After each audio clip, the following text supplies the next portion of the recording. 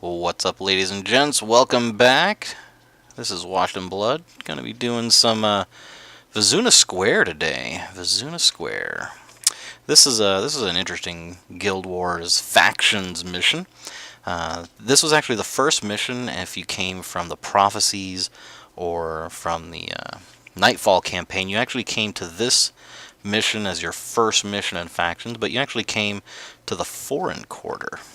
As you can see here, I'm located in the local quarter, and we're going to be doing this mission on hard mode because Vizunah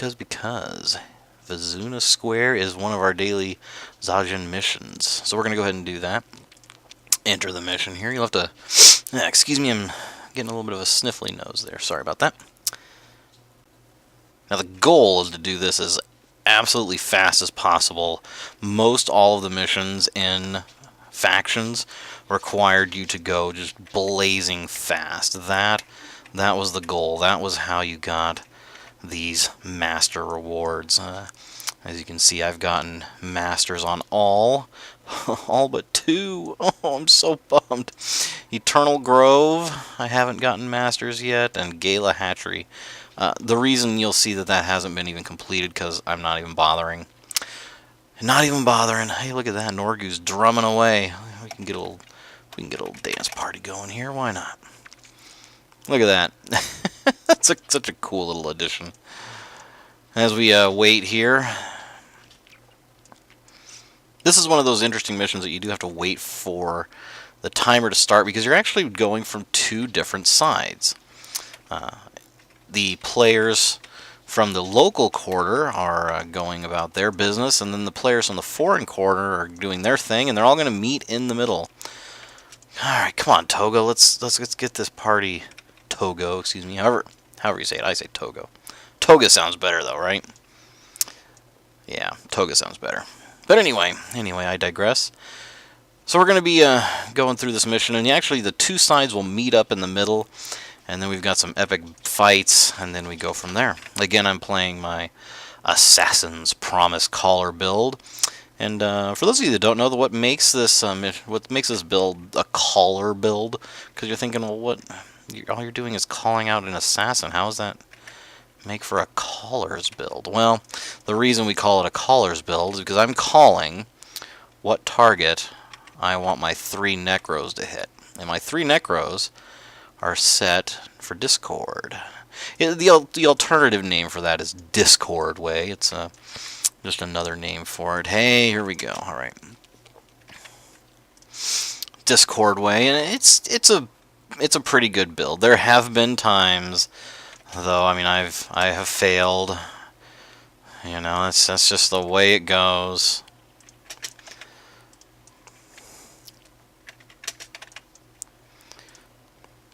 Gotta watch out for these assassins here. One of the things I actually did not care for about factions, and maybe it's just because I'm a bad player, and it's entirely possible. Ooh, a monstrous eye.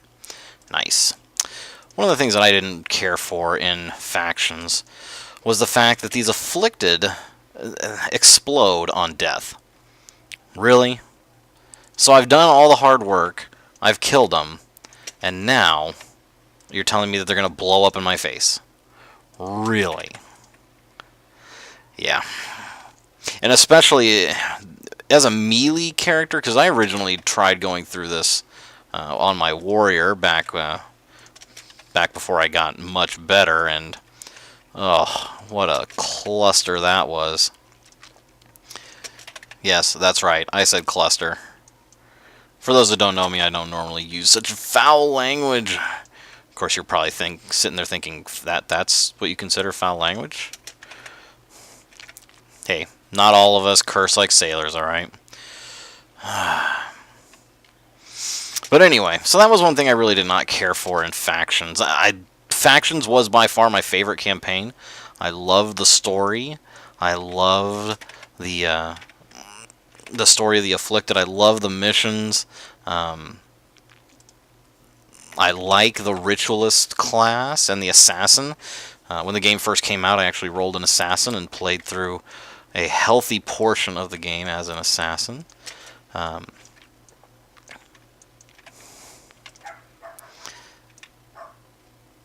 But melee characters just they suffered a lot in this, unfortunately. Just was not meant to be. Not meant to be at all. And I like how those Canthan guards are just chilling in the back. No bigs. Don't mind us. We're just killing afflicted up here. Oh, cutscene time.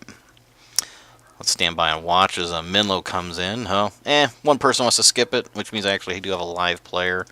We'll skip it too. Ah, more afflicted! But now look at, we've got so many NPCs here. Elementalists. Assassins. We got it all. We've got it all. So let's see. Elonian Necromancer. That means that they're also running probably an Assassin's Promise Caller build, which that's perfectly awesome. When you get multiples of these builds going, you know, it's a beautiful thing. And as you can see, we're just tearing stuff up. That's what I like to see. Mesmers. Whew. Now, Mesmers are an interesting class. In Guild Wars 1, a good Mesmer could shut you down so bad that it would be very hard to come back from. And that was, I mean, man, in the right hands, a Mesmer was super skilled. Whoop. And I predict in Guild Wars 2, that's going to be probably the same. You know, I did have a... I have played a Mesmer a little bit. I think I got to level 9 in Guild Wars 2 beta so far. And I do really enjoy the class. The one thing I did not get to try that I was really, really looking forward to was the two-handed sword. But I just didn't... I had one drop, but unfortunately it was level, I think, 11 or 12. So I couldn't actually get to use it. Oh well, next beta perhaps. But I mean, really, a ranged, you know, class that shoots lasers from a two-handed sword. You just gotta love that. That's just amazing right there. I'm actually, you know, I have played the most time in Guild Wars 1 on my Necromancer, only because of build abuse. I'll admit it. I'm just your average Joe gamer, and so I've gone with the best meta build at the moment. Maybe not the best, but the build that can, you know, I can pretty much just raffle stomp my way through the game. Do so fairly easily. And that's, you know, I am perfectly okay with that. And we gotta wait just a minute here while they do some more talking.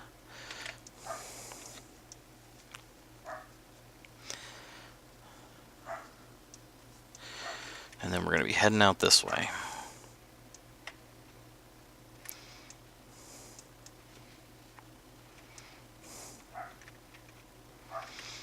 The one thing you did have to be very, very careful of in these missions is you do have these NPCs that you have to protect.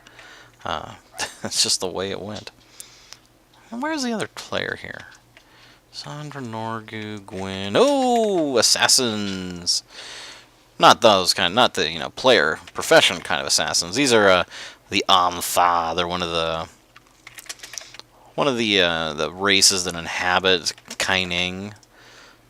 Kaining is this massive, massive city.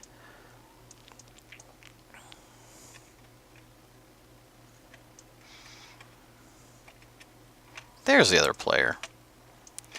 Solar Thane, hey, how's it going? Hopefully you're doing this like I am for the daily bonus here for the Zajin.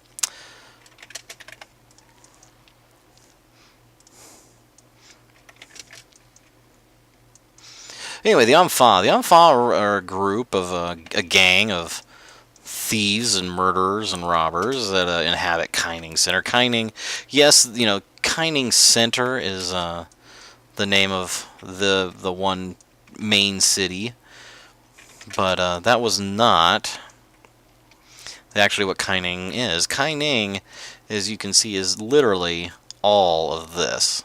That's one massive city. Holy shnikes. That's a big city. Layer upon layer upon layer. And actually, they have large swaths of area that are just that the Imperial Guard can't protect. I mean, hey, gotta do what you gotta do.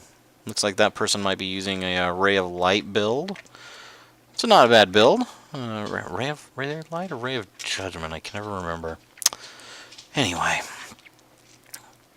we're gonna attack this peasant here. And then we've got some more Ampha behind us. But yeah, the Ampha, I mean, they're just a gang of roughs and thugs, and as you journey around through everything, you run into them.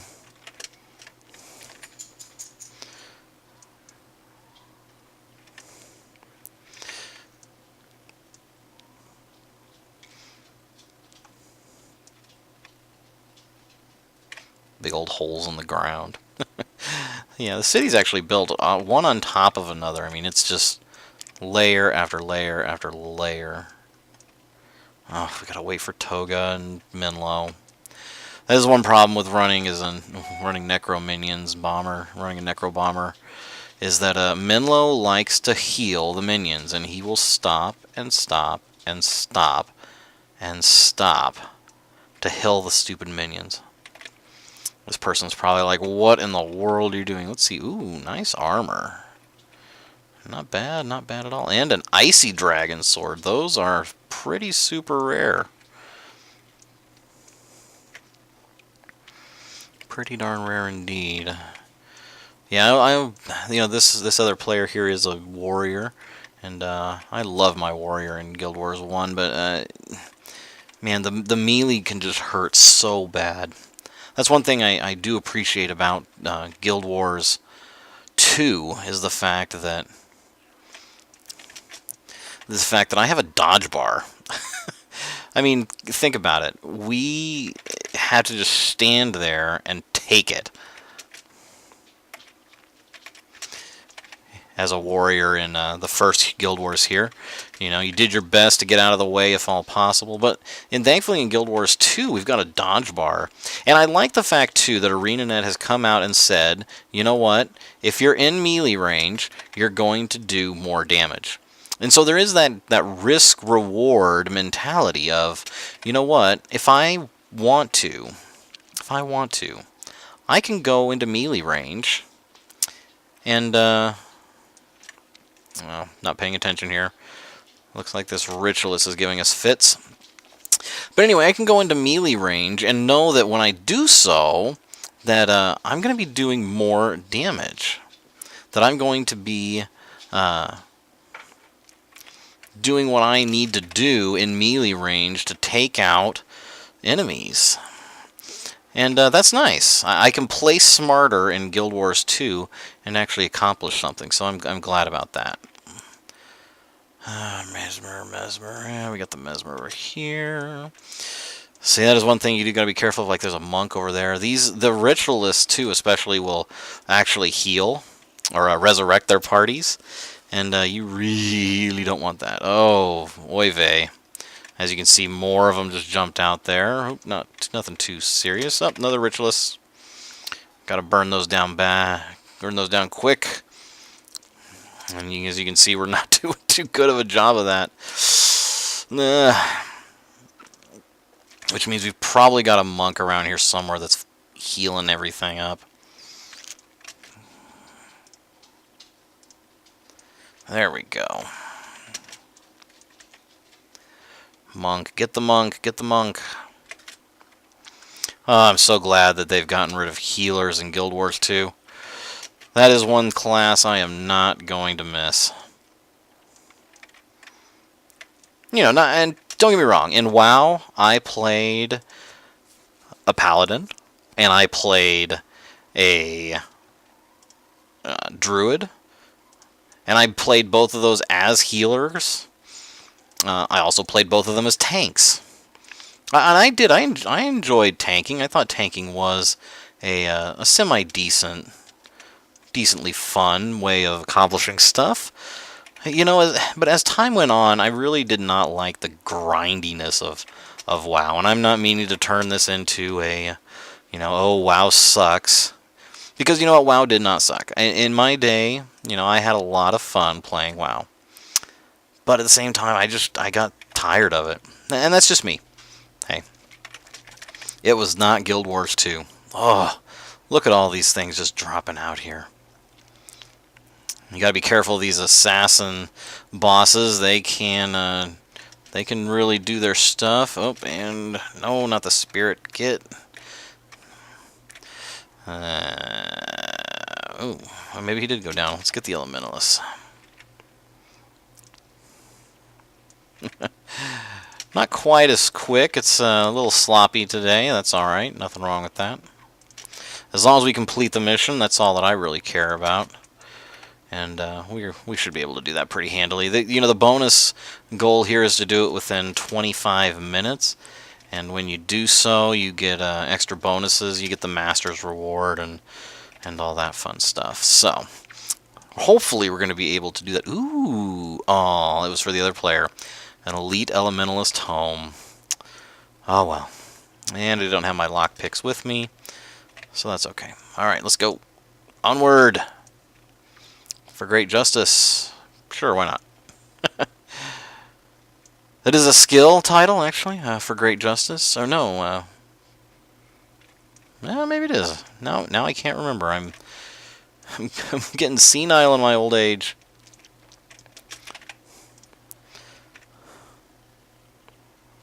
Now, one thing, it's not making a whole lot of difference here at the moment, but I'm also running with Mark of Pain, for those of you that are interested, if you're playing a Necro.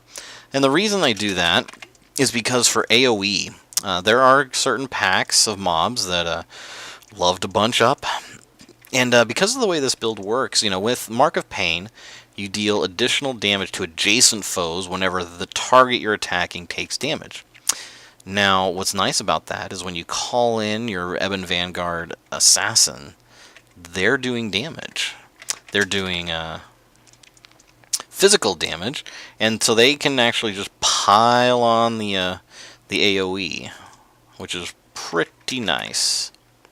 I do have to say, though, one of the things that really I thought set Guild Wars apart as a game, which I liked but I didn't like, was the fact that look at this guy just running back and forth. Was the fact that enemy mobs will run out of AoE attacks. Now, I understand why they did this.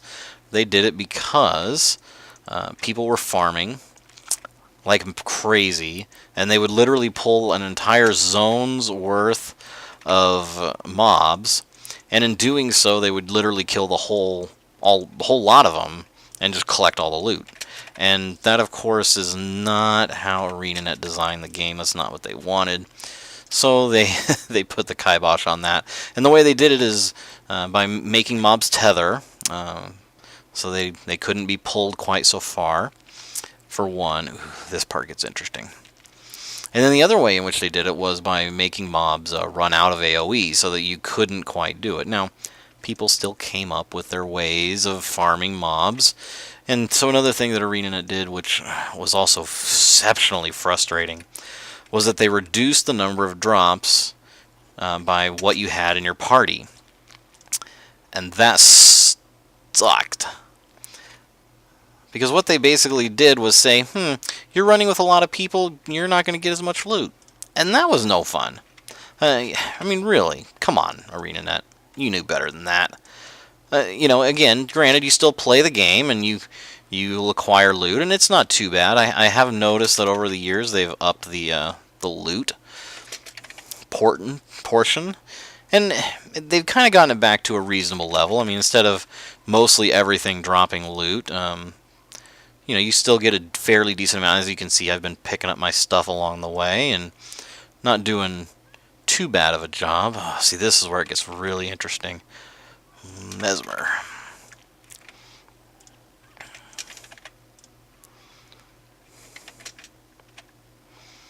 I'm sure we're not going to have any problems completing this here in the 25 minutes. I think we're just about close Close to that. Yes, we're not, of course, completely done, but we are pretty close. Uh-oh, looks like my toga might be catching some fire here. Ritualist, get him.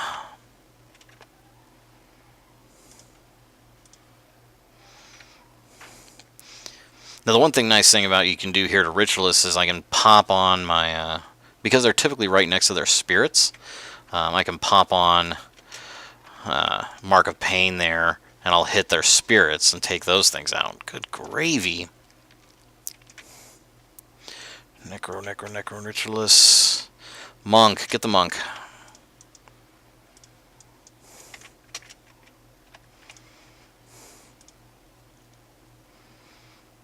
See, this part does get a little hair-raising.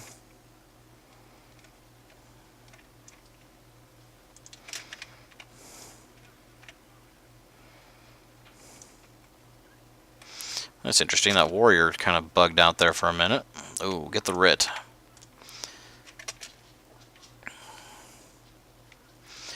Where this really gets interesting is when the bosses show up.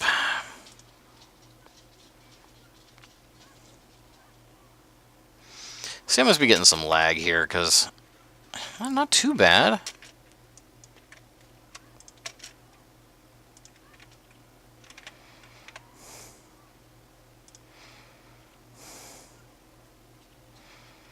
Obstructed? What am I being obstructed by? Darn line of sight rules. This, my fellow player here probably doesn't like the fact that I'm calling out every single target, but in order to make sure that my NPCs here attack the right target, I've got to actually call it. And to call stuff, you can control click it, or, you know, the popular one that I use here is I control spacebar. Now, that will not work in Guild Wars 2, as, of course, spacebar will make you jump. Jumping. What a novel idea. The other thing I'm running with this build is Enfeebling Blood, and the reason I run that is because it applies weakness condition to all the foes nearby. And that's actually a very, very useful thing to have, because you want to be able to put that condition on as many foes as possible. Ooh, log getting hit. Uh-oh, sounds like something went down.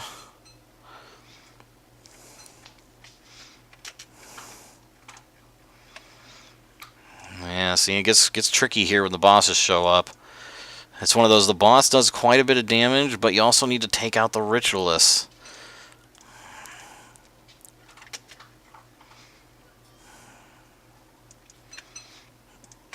Guess we better go for the Ritualist since that isn't going down. Ooh, see, that stupid... That Afflicted Soul explosion bugs the crap out of me.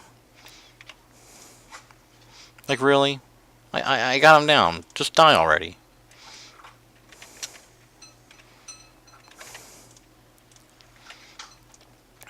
I think we got it.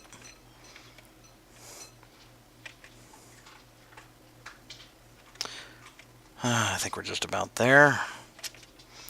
Better go pick up my bow staff. I'm pretty good with the bow staff. I love that movie. I mean, come on. My head was really hot, so I cut off all my hair. Tina, come eat your ham! Sorry. I know it's silly. It's just a fun movie. I like it. Da, da, da, da, da.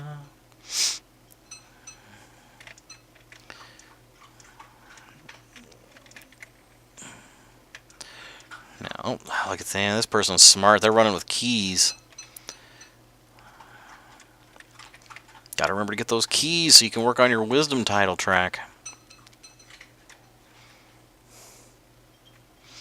Ooh, Amfa are running things down here. That's not good. Not good. Looks like she's running one of her characters too as a paragon. Of course, paragons will not be in the original release of Guild Wars 2. That class has since been removed from the game. for obvious reasons, I think. I know a lot of people really liked the Paragon, and hey, great for you. But they got to do some cutbacks. I mean, they can't just make the exact same games. You know, they wanted to do things a little bit different, and I like that. I appreciate that. Just about done with the mission here. And I do. I appreciate the. I've been following Guild Wars 2 since it was originally announced, even during all those dark years when they didn't announce a single thing. And yeah. Guild Wars is actually a Shuriken Ranger. Guild Wars is actually my very first. Oh,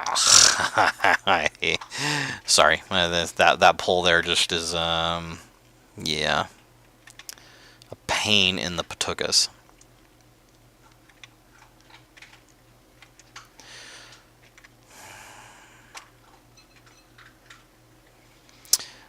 What was I talking about? Oh yeah, Guild Wars 2. Guild Wars was actually my very first MMO. It was the very first game that